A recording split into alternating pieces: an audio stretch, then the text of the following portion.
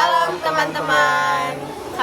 Kali ini kita akan membahas bab 9, 10, 11, 12.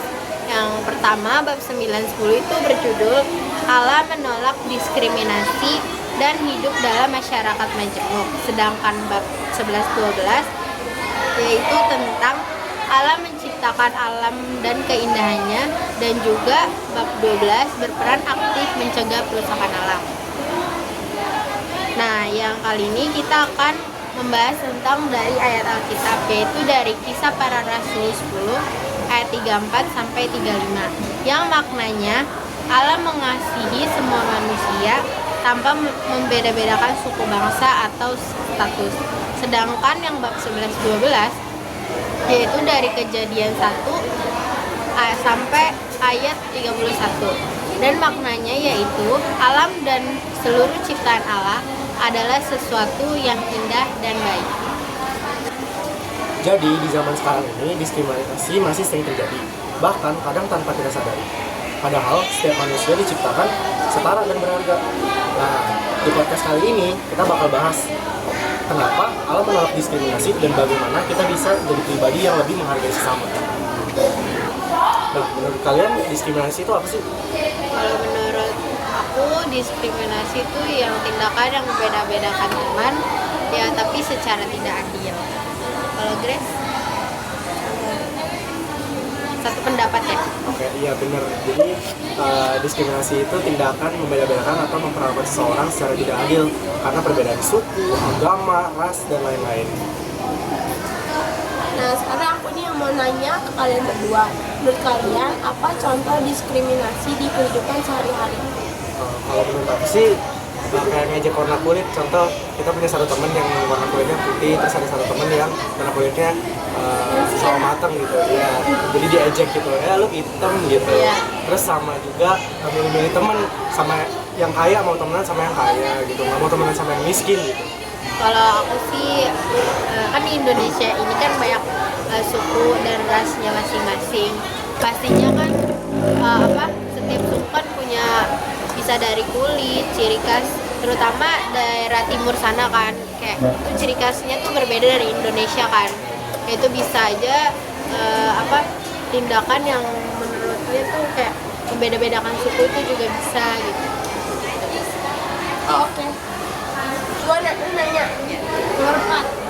Apaan sih udah kamu? Udah nggak apa. Nah, ini kan tadi Grace sudah nanya sama Jason kan. Sekarang aku mau nanya ke kalian. Kayak, mengapa sih Allah menolak diskriminasi gitu? Siapa mau jawab dulu nih? Aku. Allah menolak diskriminasi karena semua manusia adalah ciptaan Allah dan memiliki derajat yang sama. Allah mengajarkan manusia untuk saling menghargai, menyayangi, dan tidak lebih tinggi dari orang lain. Kalau menurut aku begitu. Jason? Ya aku setuju sih sama si Grace. Kita kan menyerupai Tuhan gitu, dibentuk sesuai dengan rupanya Tuhan gitu. Harusnya kita saling mengasihi. Tuhan juga mengajar kita untuk saling mengasihi, apalagi dalam buah roh nih. Buah roh Tuhan ngajarin kita untuk saling mengasihi. Jadi Tuhan nggak suka diskriminasi itu karena ya kita derajatnya sama gitu, sama-sama manusia, sama-sama mirip gitu, rupanya sama Tuhan. Oke, Jason. Nah, jadi intinya di bab 9 sama 10 ini, perbedaan itu bukan alasan untuk saling membenci.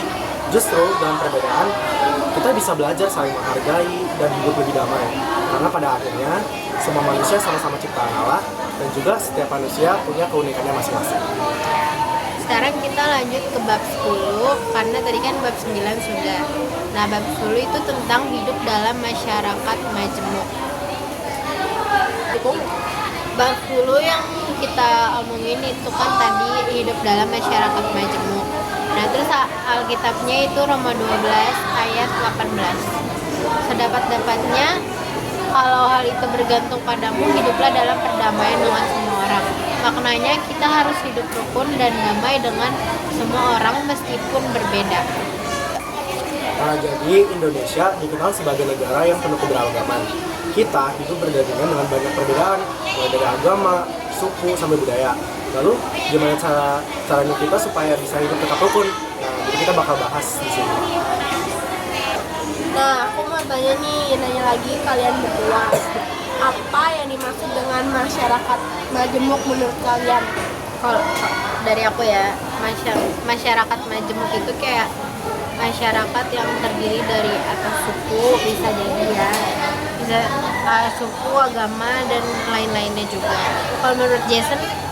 Ya, jadi masyarakat majemuk itu masyarakat yang punya banyak beragaman gitu, mulai dari suku, ras, agama, dan lain-lainnya juga. Jadi di suatu tempat pasti banyak gitu orang-orang yang punya keberagamannya sendiri. Nah, jadi masyarakat majemuk itu ya masyarakat yang terdiri dari banyak suku, budaya, dan juga adat istiadat mereka masing-masing. Sekarang kan tadi aku sama Jason udah jawab. Sekarang aku mau nanya sama kalian, mengapa Indonesia disebut masyarakat majemuk? Aku ya, karena Indonesia memiliki banyak suku, bahasa, daerah, budaya, dan agama yang hidup berdampingan dalam satu negara. Kalau menurut Jason? Aku juga setuju sama si Grace. Indonesia itu terdiri dari banyak suku, ras, agama juga. Jadi ya kita sebagai manusia hidup saling berdampingan gitu lah, saling menolong satu sama lain. Jadi Indonesia itu jadi masyarakat yang majemuk itu karena punya keberagamannya banyak banget gitu, mulai dari adat istiadat mereka, rumah adat juga, agama gitu, kepercayaan mereka juga kan pasti beda gitu sih. Oke.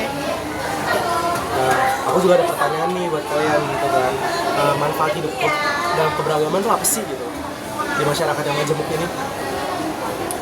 Manfaatnya kalau menurut aku kita bisa belajar budaya baru, menambah wawasan, mempererat persaudaraan, dan menciptakan kehidupan yang lebih harmonis.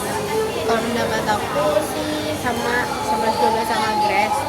Ya, kita tuh kan jadinya hidupnya jadi lebih rukun kan. Terus tanpa ada perbedaan suku, agama. Jadi ya biar sama-sama respect gitu lah ya. Iya. Jadi intinya itu perbedaan bukanlah penghalang untuk hidup rukun. Justru dari perbedaan kita bisa belajar saling menghargai dan memahami satu sama lain. Karena semua manusia sama-sama ciptaan Allah dan memiliki hak untuk dihormati. Nah itu guys. 3. Nah, habis itu kita lanjut ke bab 11, yaitu alam menciptakan alam dan keindahannya. Nah, openingannya yaitu alam yang indah di sekitar kita merupakan ciptaan Allah yang luar biasa, dari gunung, laut, hingga hutan. Semuanya memberikan manfaat bagi kehidupan manusia. Nah, di podcast kali ini kita akan membahas bagaimana sih Allah menciptakan alam dan mengapa kita harus menjaganya. Nah, ayatnya bab 11 yaitu Kejadian 1 dari 1 sampai ayat 31. Itu menceritakan tentang yang dimana ciptaan Tuhan ya. Ciptaan Tuhan dari tumbuhan, dari apapun itu, dari hari pertama sampai hari ke-7 kan. Lanjut kita kasih ke pertanyaan ke Jason dan Grace. Kayak, apa yang dimaksud dengan alam ciptaan Allah? Menurut jadi alam ciptaan Allah itu segala sesuatu yang ada di bumi, kayak langit gitu, terus gunung, laut, sungai, tumbuhan, sampai hewan gitu. Kayak jadi alam ciptaan Allah itu kayak sesuatu yang udah Tuhan bikin gitu di dunia ini. Gitu sih. Sebenarnya kata Jason, ciptaan Allah itu segala sesuatu yang ada di bumi, yang ada di laut, yang ada di langit. Dan sekarang aku mau kasih pertanyaan sama kalian berdua, apa manfaat alam bagi manusia? Kalau menurut aku sih dengan alam membantu manusia memenuhi kebutuhan hidup, memberikan udara bersih, sumber makanan, serta tempat untuk hidup dan beraktivitas. Kalau menurut Jason? Ya, hampir sama sih kayak Syara gitu kan. Apalagi manusia itu hidup berdampingan juga sama alam kan. Kalau nggak ada alam, ya manusia juga nggak bisa makan, nggak bisa hidup udara gitu. Ya, apalagi sumber makanan manusia juga kan dari hewan dan juga tumbuh-tumbuhan. Nah, aku juga ada pertanyaan nih buat kalian berdua. Gimana sih cara kita tuh buat menjaga keindahan alam atau melestarikan alam gitu di kehidupan kita sehari-hari? Kalau menurut aku tuh kayak misalnya kita bisa memilah-milah sampah, kita bisa mendaur ulang sampah, memanfaatkan sampah menjadi barang yang bisa digunakan lagi. rekreasi lagi. Kalau aku sih lebih ke sampah ya, kayak membuang sampah jangan sembarangan karena manusia kadang kan suka buang sampah di mana-mana aja kan. Terus yang kedua menjaga kebersihan sih paling penting banget gitu. Jadi inti di bab 11 ini, alam adalah anugerah dari Allah yang harus kita syukuri dan kita jaga bersama. Dengan menjaga lingkungan, kita ikut menciptakan kehidupan yang lebih sehat, indah, dan juga nyaman untuk semua makhluk hidup. Betul guys. Oke guys, kita lanjut ke bab 12 yang dimana bab 12 berjudul tentang Peran aktif Menciptakan alam. perusahaan alam. nah oke. Harga. Dan di bab ini, bab 12 ini, alam merupakan tempat hidup bagi semua makhluk ciptaan Tuhan. Karena itu, manusia memiliki tanggung jawab untuk menjaga dan melestarikan agar tetap bersih, indah, dan nyaman untuk kehidupan bersama. Menurut kalian, aktivitas perusahaan alam itu apa sih? Menurut aku, perusahaan alam adalah tindakan yang menyebabkan lingkungan menjadi rusak, kotor, atau tidak seimbang. Kalau menurut aku satu pendapat dengan Grace. Tindakannya juga sama, dari alamnya juga rusak ya. Jadi tidak terurus juga. Nah, sekarang pertanyaan kedua, bagaimana cara mengurangi kerusakan alam? Menurut kalian? Nah, kalau aku duluan ya Jason. Dengan mengurangi sampah plastik, mendaur ulang sampah, hemat air dan listrik, serta menjaga kebersihan lingkungan itu adalah suatu cara yang bisa mengurangi beberapa kerusakan alam. Ya, kata Syara benar, cara kita mengurangi perusahaan alam itu kalau kita buang sampah pada tempatnya, nggak buang limbah di sungai, buang sampah di sungai, apalagi pembakaran hutan secara sengaja gitu. Betul. Intinya guys, dari bab 12 dengan menjaga dan melestarikan alam, kita telah menunjukkan rasa peduli dan tanggung jawab terhadap lingkungan. Oleh karena itu, marilah kita bersama-sama berperan aktif mencegah perusakan alam demi kehidupan yang lebih baik. Sekian podcast dari kami. Terima kasih. Kasih. Shalom. Shalom. God bless.